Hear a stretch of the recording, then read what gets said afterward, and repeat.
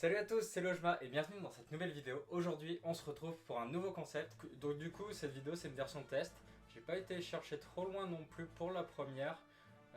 On va se focus sur qu'est-ce qu'on peut acheter pour 50 € pour vous conseiller sur une gamme de prix, par exemple, qu'est-ce qu'on peut acheter comme carte en valeur unique par contre, donc c'est une carte 50 € pour savoir qu'est-ce que vous pouvez acheter s'il y a des cartes qui vaut le coup en ce moment ou même juste pour la collection sans besoin de stonk comme on dit.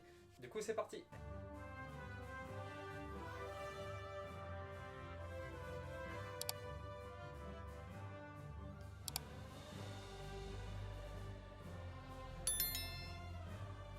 Alors du coup, la première carte que je voulais vous présenter, c'est la carte de Lugia Neo Genesis d'édition 96. Pour 50 €, on peut la trouver en ce moment. Des premières éditions, ça va être un peu plus compliqué car le prix tourne à peu près vers 60 €, mais la cote en ce moment est descendante.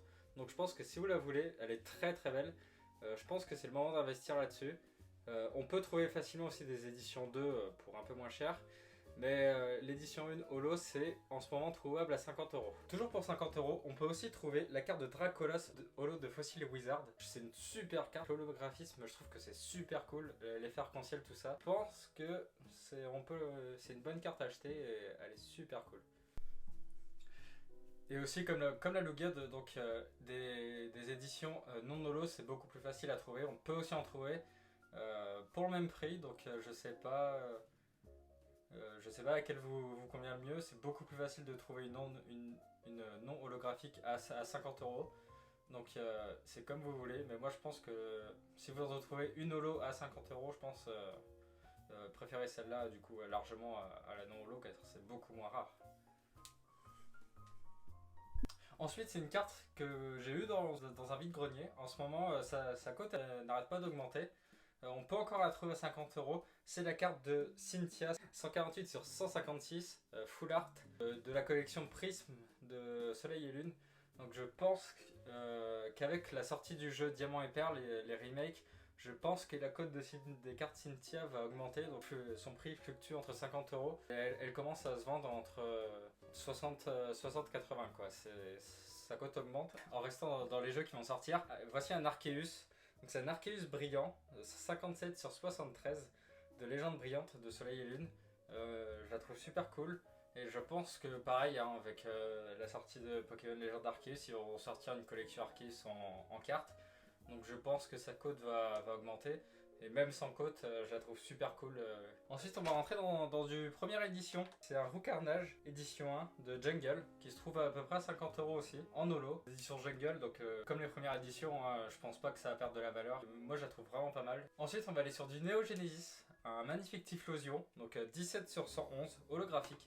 Je le trouve magnifique, c'est toujours des cartes anciennes. Moi j'aime bien le côté ancien. 50 €, si vous voulez un beau Typhlosion, je pense que vous pouvez partir sur celui-là. On va rester dans la gamme Néo, mais cette fois-ci c'est Néo Révélation.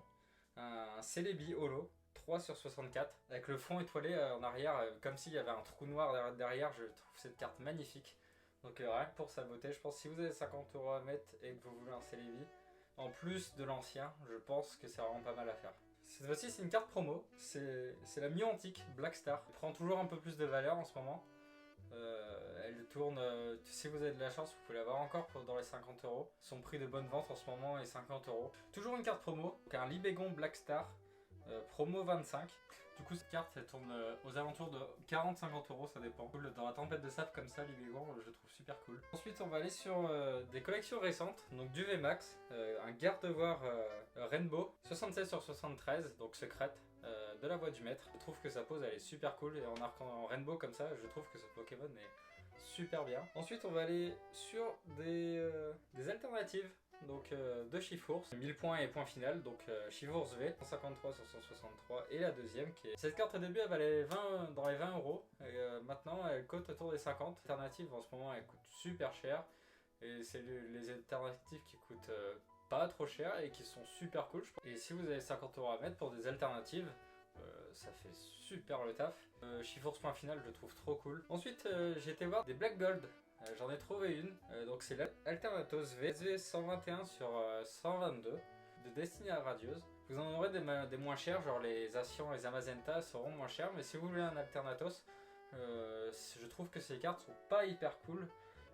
mais en black gold je trouve que ça rend super bien, surtout sous cette forme. Et c'est tout ce que j'ai trouvé pour cette vidéo. C'est une version test, donc j'ai pas été chercher trop loin non plus. C'était pour voir si le format était cool à regarder. Si vous voulez que je fasse d'autres formats, par exemple, qu'est-ce qu'on peut acheter pour 100 €, que ça soit des cartes ou des items du scellé par exemple, on peut voir jusqu'où va ce format. J'espère que ça vous a plu. C'était Lojma, à plus dans une nouvelle vidéo.